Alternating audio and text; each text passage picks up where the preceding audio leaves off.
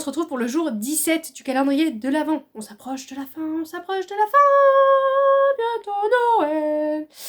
Désolée, je suis en train de péter un plomb. Je suis désolée, j'enchaîne là pour essayer d'avancer un maximum. Du coup, je pète un plomb. Allez, on est parti tout de suite pour la sortie de 2023 qui m'intéresse toujours. Donc c'est L'appel des colombes aux éditions Charleston de Martha Hall Kelly. J'entends beaucoup parler de cet auteur, donc il serait temps un jour que je me lance, En plus, là, on est à Paris en 1940. L'époque que j'adore. Les Colombes d'Or.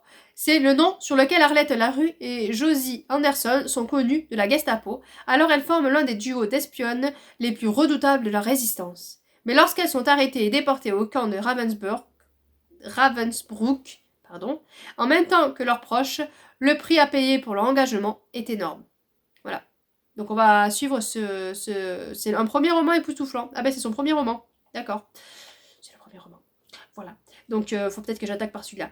Mais en tout cas, voilà, ça a l'air assez intéressant parce que du coup, voilà, elles embarquent leur famille avec elles. Ce qui peut être délicat de se dire que je suis coupable, c'est à cause de moi si toute ma famille a suivi. Voilà. Je suis intriguée, je suis intéressée. Faut que je me calme, je suis excitée comme une puce. Alors, la sortie 2024 qui m'intéresse, c'est Au champ des grenouilles, le tome 1, Urania, la sorcière. Elle devrait sortir normalement le 24 avril 2024. Wow, 24 avril 2024. 24. Faut que je me calme, vraiment. Donc là, c'est éditions Oxymore. C'est une BD. Donc c'est un concept de série jeunesse. Donc ça va paraître semestriel, selon une évolution et un rythme semestriel qui est dessiné par plusieurs auteurs différents à chaque fois. Donc là, ça va être créé par le talentueux Florent Sacré. Et Au champ des grenouilles invite petits et grands en quête de repères au cœur d'un univers anthropomorphique afin de leur faire découvrir la lecture enchanteresse des signes et des secrets qu'offre la nature. Voilà, donc des livres sur la nature pour les enfants, nickel. Que demander de plus? On va rester dans la nature avec le livre de ma wishlist. Donc là, c'est Mère morte de Aurélie Wallenstein aux éditions Pocket. L'écologie au cœur du récit qui tire la sonnette d'alarme sur nos océans. La folie humaine a finalement eu raison des mers et des océans. On va y venir, on va y venir. Retranchés dans les bastions isolés, les hommes doivent maintenant faire face à un nouveau danger. Les déferlements de marées fantômes, charriant des cadavres d'animaux marins disparus, avides de vengeance. Requins, dauphins, raies, tortues et autres reviennent par vagues arracher leurs rames aux derniers humains. Seuls les exorcistes parviennent encore à les protéger. On râlait de cela, jusqu'au jour où le capitaine Bengal le kidnappe et l'entraîne au bord d'un vaisseau fantôme dans une époque au cœur même des mers mortes, voguant de marée en marée pour atteindre un but ultime. Voilà, donc moi c'est le côté mer morte et revenant d'animaux qui viennent pour se venger qui m'attire énormément, j'avoue. Le livre de la palle que j'aimerais beaucoup lire en 2024, c'est L'Empire des femmes, le tome 2 de Cassandra Lambert aux éditions Didier Jeunesse. J'avais beaucoup aimé le tome 1. Je crois que je vous l'ai présenté d'ailleurs, il me semble, le tome 1, en livre que j'ai beaucoup aimé en cette année 2023. On était mal partis, lui et moi, parce que pour moi c'était un livre féministe, tout le monde le parlait comme livre féministe, et puis quand j'ai lu, je dis mais c'est pas du tout féministe ce livre, mais alors pas du tout. Voilà. Je crois que le 17, ça va être la pire de vidéo, je suis désolée. Donc voilà, donc c'est pas du tout. On est avec des femmes qui dirigent le monde, qui se servent d'hommes un peu comme d'esclaves. Voilà, les hommes sont là pour les servir. S'ils gênent, on les balance sur une île, on n'en veut plus. Enfin voilà, c'est vraiment en bas de l'échelle, les hommes, vraiment tout bas. On va suivre surtout la fille d'une dirigeante, qui est jumelle d'ailleurs avec un garçon. Et on suit cette jeune fille qui déjà a du mal par rapport au traitement qu'on fait à son frère, parce que vu que c'est un garçon, forcément, il n'est pas bien vu, et encore que il est plus ou moins bien traité parce qu'il fait des études pour être oncle. Donc oncle, c'est vraiment le haut du haut, c'est là où on est plus ou moins tranquille, hein, mais c'est des études quand même très très compliquées, d'ailleurs il y a une scène assez choquante. Je ne peux pas vous en parler, lisez le livre, mais voilà.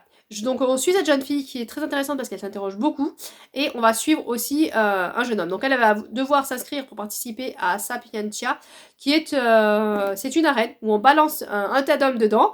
Ils vont devoir se battre et s'entretuer, et ceux qui restent debout vont pouvoir servir de géniteurs à ces jeunes filles. Elles vont devoir en choisir un, et après voilà, ils vont devoir faire un enfant ensemble. Et après, une fois que c'est fait, elles font ce qu'elles veulent. Elles peuvent le rebalancer, voilà.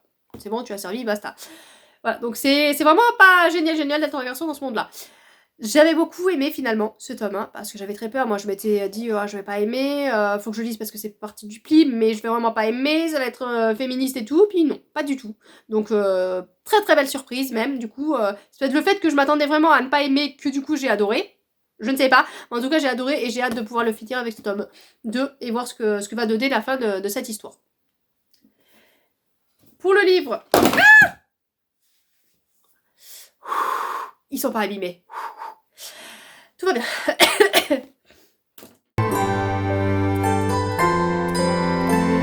Donc pour le livre que j'ai bien aimé en 2023, c'est La cour de l'hiver de Morgan Stankiewicz aux éditions Noires d'Absinthe. Donc la maison d'édition a eu la gentillesse de me faire parvenir le livre. Ils m'ont contacté par mail et voilà, ils m'ont dit si je préférais en e-book et si je préférais en livre de leur dire. Du coup, je leur ai dit que je préférais en livre et ils m'ont envoyé le livre qui est soi-disant magnifique. Voilà. Je sais pas si vous voyez, non, vous verrez pas avec la lumière. Je sais pas comment cacher.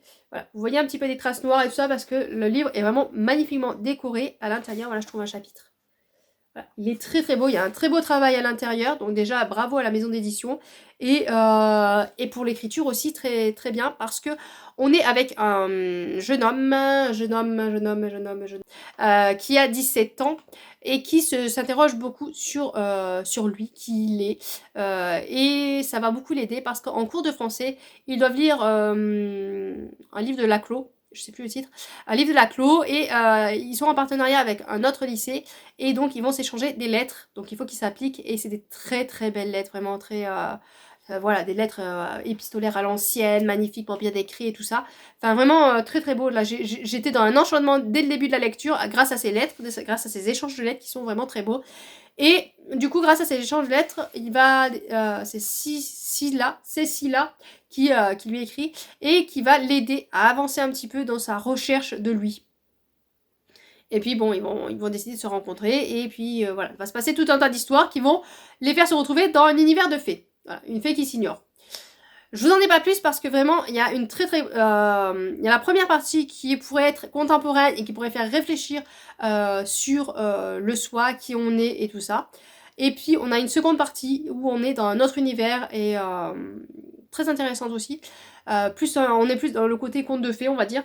Voilà, donc on a vraiment deux mondes qui sont séparés mais qui s'assemblent bien ensemble et j'ai magnifiquement bien aimé.